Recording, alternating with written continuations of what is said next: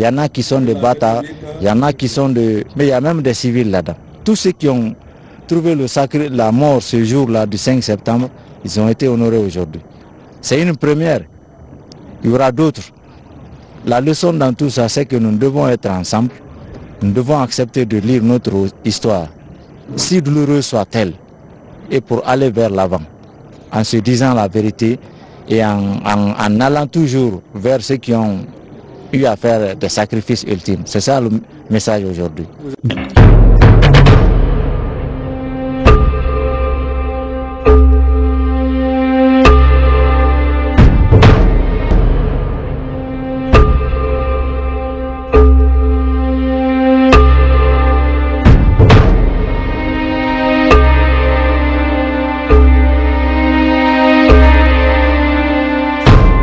Le 3 avril 1984, à la prise du pouvoir, il s'est révélé comme un homme de paix. C'était une révolution pacifique, une prise du pouvoir pacifique, sans effusion de sang. Ça, c'était déjà l'homme de paix.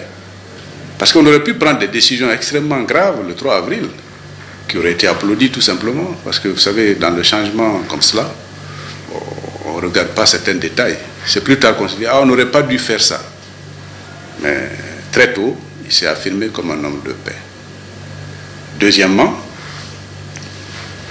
il a évité, il s'est battu pour qu'il n'y ait pas de vengeance dans ce pays. Parce que vous savez, nous avons une histoire tumultueuse. Et beaucoup de gens qui avaient perdu les leurs, n'est-ce pas, au cours de différents complots, avaient des idées presque de revanche. Il s'est battu contre ça, pour qu'au contraire, nous puissions aller dans le sens du pardon. Pas de l'oubli, mais du pardon. Pour conserver justement la paix sociale dans ce pays. Afin qu'on regarde l'avenir avec plus de sérénité, qu'on construise l'avenir de la Guinée. Ça, c'est un acte de paix. Je progresse et nos hommes fidèles, surtout les fidèles du président, sont là.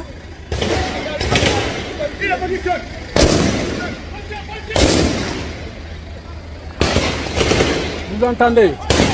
Vous entendez?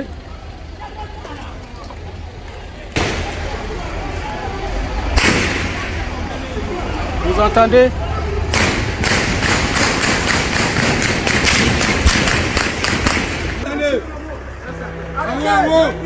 Arrêtez! Il y a quelqu'un là qui est le fondeur.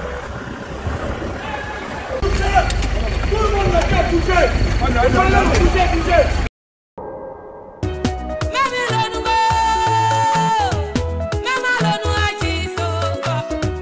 Les réfugiés sierra-léonais.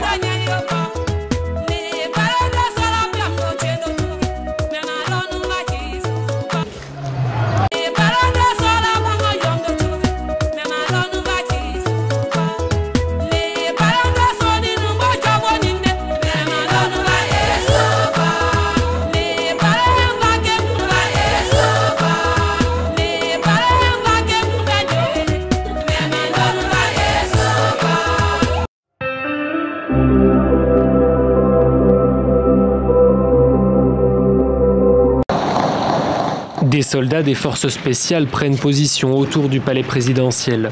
À cette heure, les putschistes détiennent déjà le président Alpha Condé. Mais les combats ne sont pas terminés. Voilà, vous entendez des coups de feu donc qui sont tirés. Des coups de feu, nous entendons des coups de feu qui... Ce jour-là, Moussa Moïse est aux premières loges, juste derrière les militaires qui viennent de prendre le pouvoir. Il a presque tout vu, sauf les victimes, des soldats de la garde présidentielle tués pendant l'assaut. Son caméraman n'a pas été autorisé à filmer les corps qui ont depuis disparu. Personne ne sait où ils ont été enterrés. Je n'ai pas vu les victimes tomber, mais le colonel, selon des sources sûres, a rassuré tout le monde que les victimes, et de son côté et du côté de la garde présidentielle, seraient traitées de la même manière. C'est-à-dire que même les éléments des forces spéciales n'ont pas été rendus, les corps n'ont pas été rendus à la famille. La junte a tout fait pour cacher les corps des victimes. Elle a aussi demandé aux blessés de ne pas parler à la presse. Mais au fil des jours, sur les réseaux sociaux, les portraits des décédés ont fleuri. Une semaine après le putsch, Mbalia Bangoura a fini par récupérer quelques affaires personnelles appartenant à son fils. Une tenue, une botte et un écusson qui faisait sa fierté. C'est désormais tout ce qui lui reste. C'est Moussa, l'oncle d'Abdourahmane, qui a retrouvé son corps. Il l'a cherché inlassablement pendant une semaine dans toutes les morgues de Conakry. Il nous a permis seulement de fouiller les corps. Si on peut reconnaître notre fils, il nous a accordé ça. Le lendemain, on est revenu maintenant, c'était vendredi matin. Vendredi matin, il nous dit qu'ils ont ramassé tous les corps le soir. Destination inconnue. Ils auraient dû nous appeler, nous prévenir de l'enterrement. Mais il ne faut pas bousculer ces gens non plus. Si on va au cimetière poser des questions, est-ce qu'on ne va pas avoir des problèmes? C'est pas compliqué. On va au cimetière, on demande. On dit qu'on a entendu des rumeurs, que l'on veut vérifier parce qu'on n'a pas assisté à l'enterrement, c'est tout. Parce que tu n'as pas assisté. Après discussion, la famille accepte que nous les accompagnions jusqu'au cimetière où les corps auraient été enterrés. Mais rapidement, Moussa Souma, l'oncle, prend peur. Il multiplie les coups de téléphone. Bonjour. J'ai posé la question là. À peine arrivé au bord de la route, il change d'avis. Allez, on retourne à la maison, c'est fini, on y va. Mbalia Bangoura, elle, est dépassée par ses émotions.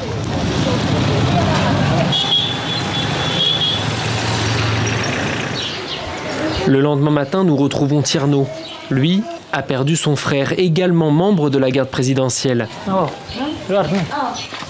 Ce matin, il veut vérifier si les rumeurs disent vrai. On a entendu par les informations à la volée qu'il a été enterré dans un cimetière. Là. Donc on va voir là-bas? On va voir, oui, bien sûr. Il y a quelques jours, des militaires sont venus présenter leurs condoléances à la famille de Tierno. Et ils ne sont pas venus les mains vides. Riz, huile, condiments et un peu moins de 500 € en guise de dédommagement.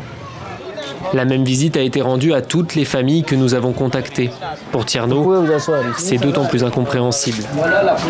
Des morts, mais toujours pas de corps. Le gardien du cimetière est catégorique, aucun militaire n'a été enterré ici. Si tu n'envoies pas la déclaration ici, tu n'as pas le droit d'enterrer ici. Si je n'ai pas de papier, je ne peux rien justifier. Pas de papier, pas de traces. Pourtant, à la sortie, Tierno est reconnu par un homme et sa version des faits est différente. Il était également à la morgue quelques jours plus tôt et serait un membre de l'ex-garde présidentielle. C'est lui, au pantalon rouge. Oui, ça va? Toi aussi, tu avais ton là-bas, non? Oui, on les a tous enterrés. Enterrés, mais où? Pourquoi entretenir le mystère sur l'emplacement des corps? Les nouvelles autorités n'ont jamais répondu à nos questions à ce sujet. Plusieurs témoins directs sont catégoriques. Ils n'ont pas voulu témoigner face caméra par peur de représailles, mais ils affirment que des militaires ont fait évacuer le cimetière une semaine après le putsch, exactement le jour où les corps ont disparu de la morgue. Un mois après le coup d'État, les familles des victimes ne réclament désormais qu'une chose, la vérité, pour pouvoir faire leur deuil. C'est de me dire tous les jours, en tant que citoyen, en tant que Guinéen, surtout en tant qu'être humain, qu'on ne peut pas, on peut pas minimiser la vie humaine. Et lorsqu'on minimise la vie humaine, on détruit tout. La cérémonie qui vient de se passer est pleine de signification. D'abord, il s'agit d'honorer les morts, les gens qui trouvent la mort, les gens qui concèdent le sacrifice ultime dans l'exercice de leur métier. Pour la patrie, il faut les respecter. C'est ce qui fait avancer un pays, c'est ce qui fait avancer une entité. On ne peut pas progresser en ignorant les morts. C'est pourquoi aujourd'hui il a voulu à ce que l'on honore la dignité de tous ceux qui sont morts, quel que soit le camp dans lequel ils se trouvaient. Donc, ce ne sont pas que les éléments qui étaient avec lui, mais ceux contre lesquels il se battait. Tous ceux qui sont morts ont été décorés. C'est le président en personne qui a accroché la décoration de feu colonel Yemoïba Kamara. Donc, ça veut dire que c'est toute l'armée guinéenne. Les heureux bénéficiaires d'aujourd'hui se retrouvent dans toutes les unités. Il y en a qui sont des bâtards, il y en a qui sont de... Mais il y a même des civils là-dedans. Tous ceux qui ont trouvé la mort ce jour-là du 5 septembre, ils ont été honorés aujourd'hui. C'est une première.